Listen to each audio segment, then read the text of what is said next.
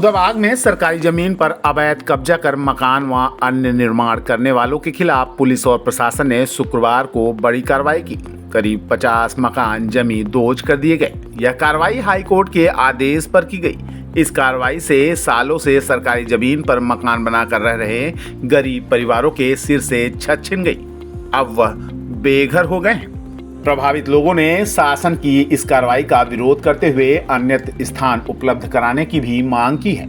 आपको बता दें कि बोदाबाग में शासकीय अराजी नंबर 864 से 868 तक की भूमि पर कई लोगों ने अवैध रूप से कब्जा कर लिया था। सालों से यहाँ लोग घर बनाकर रह रहे थे। इसी सरकारी जमीन पर लोग सालों से रह रहे थे, मकान और दुकान बना रखे थे। इसी अवैध अतिक्रमण के खिलाफ रामानुज पांडे ने एक याचिका वर्ष 2021 में हाई कोर्ट में दायर की थी। हाई कोर्ट ने मामले में सुनवाई करते हुए शासकीय अराजी को अतिक्रमण से मुक्त करने के निर्देश जिला प्रशासन को दिए थे। इसी आदेश का जिला प्रशासन ने पालन करते हुए पहले अतिक्रमण कर घर व निर्माण कर सरकारी जमीन पर बसे लोगों को नोटिस जारी किया गया था। नोटिस जारी करने के बाद भी जब लोगों ने अतिक्रमण नहीं हटाया तो जिला प्रशासन ने शुक्रवार को दल बल के साथ मौके पर पहुंचकर कार्रवाई कर दी। करीब 50 घरों को चिन्हित कर खाली कराया गया है। अतिक्रमण पर जेसीबी चलवाई गई।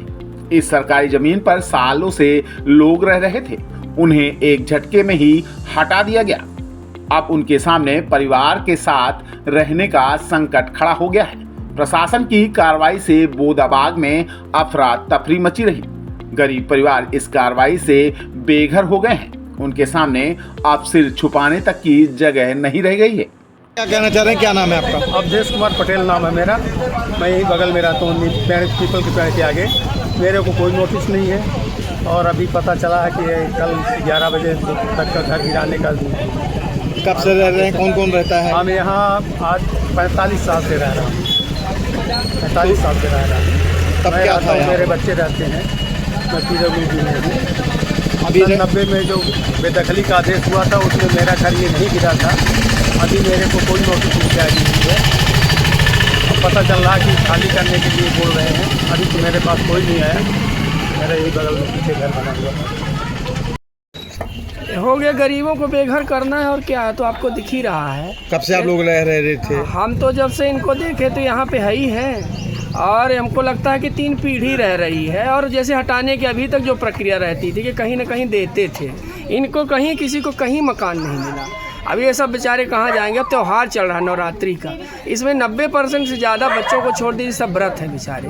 कम से कम ये त्यौहार तो छोड़ना चाहिए। हिंदू धर्म का इतना बड़ा त्यौहार है और इतने बड़े जितने इसमें हैं 90% हिंदू ही है, उससे भी ज़्यादा।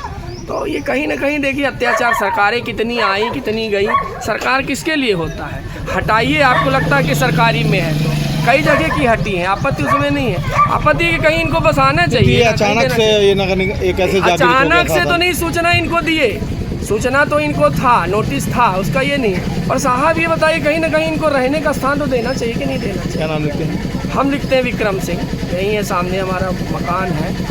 की गई है, किस तरह की कार्रवाई थी यहाँ पर? आज ग्राम बोदा की शासकीय अराजी नंबर है 864 से लेकर 868 तक।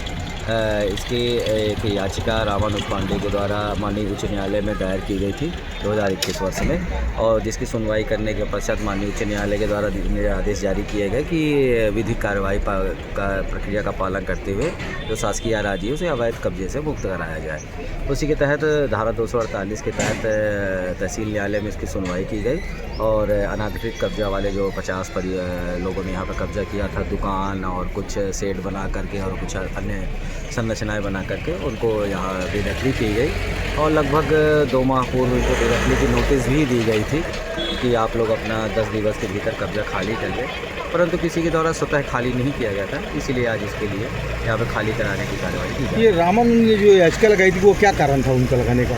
रामानुज पांडे द्वारा ये याचिका लगाई गई थी कि ये शासकीय भूमि है यहाँ पर और शासकीय भूमि में अवैध संरचनाएं बना करके लोगों के द्वारा यहाँ पर कब्जा कर लिया है। शासन का हित प्रभावित है। कितने लोग ऐसे हैं जो? लगभग यहाँ पर 50 लोगों को चिन्हित किया गया है जिनके द्वारा अवैध संरचनाएं बना करके यहाँ पर कब्जा किया गया था। उन्हीं की बेदखली की कार्रवाई आज की जाएगी।